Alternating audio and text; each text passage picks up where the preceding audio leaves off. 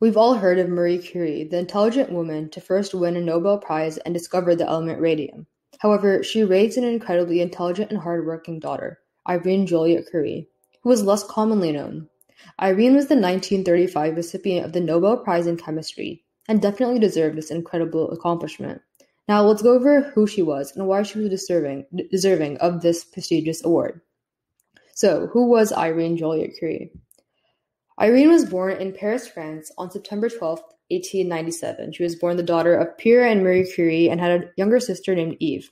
Her parents were always working as chemists. They were isolating radioactive elements. So when she was a child, she was raised by her paternal grandfather, Eugene. Her father passed away in the year 1906 when she was a young child, so her mother, Marie, raised her and her sister all alone. During World War I, she initially assisted her mother with advancing the X-ray to help surgeons treat soldiers, but soon was given the opportunity to work alone at a radiological facility on the battlefield. After the war, she worked at the Radium Institute, which is the research institute that her mother founded, and there she was tasked with training a researcher, Frederick Joliot. They grew closer, and in 1926, they got married. In 1927, she had a daughter, Helene, who would become a professor of nuclear physics, and in 1932, she had a son, Pierre, which is the same name as her father, and he would become a professor of biochemistry. In 1946, she became the director of the Radium Institute, and in 1956, due to extensive exposure to radiation, Irene died of leukemia. Now let's move on to her schooling. In 1906, Irene's mother had her attend a rigorous school known as the Cooperative, in which a handful of children were taught by each other's parents, who were widely known professors or academics. In 1914, Irene began her degree in math and physics at the University of Paris. Her time in college was interrupted by the war, but after the war, she resumed her studies and completed her degree. When she was 25, she received her Doctor of Science degree for researching the radiation emitted by polonium, which her parents discovered together. So moving on to her scientific interests, Irene was noted to have a passion for math, building intuition behind numbers and theorems from a very early age.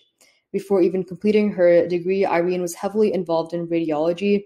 As I mentioned before, she ran X-ray machines on the battlefield and ran radiology units in mobile field hospitals. So she spent most of her life heavily involved in radiation research.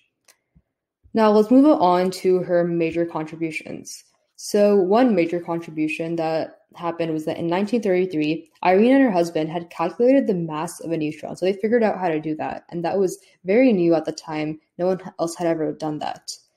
Next, what actually determined her getting the Nobel Prize award was that her husband and her had determined how to manufacture radioactive atoms in a laboratory. So basically what they did was that they bombarded aluminum with alpha rays and saw that only protons were being detected.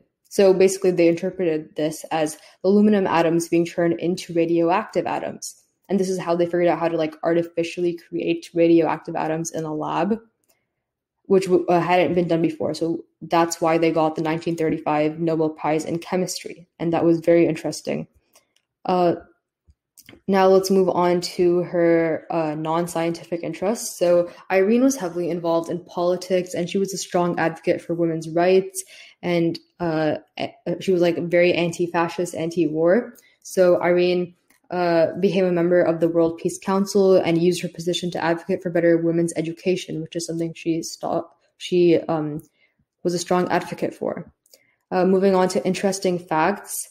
Irene, something that stood out to me at least, was that Irene sent many applications to the French Academy of Sciences just to prove that they wouldn't accept a woman, because this organization was biased and was unjust towards women, so they only accepted men, and she wanted to prove a point that women were being treated unfairly in this field.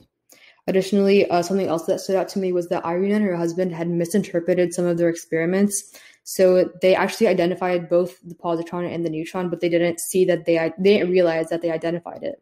And so they just missed their work and misinterpreted it. So I thought that was kind of interesting.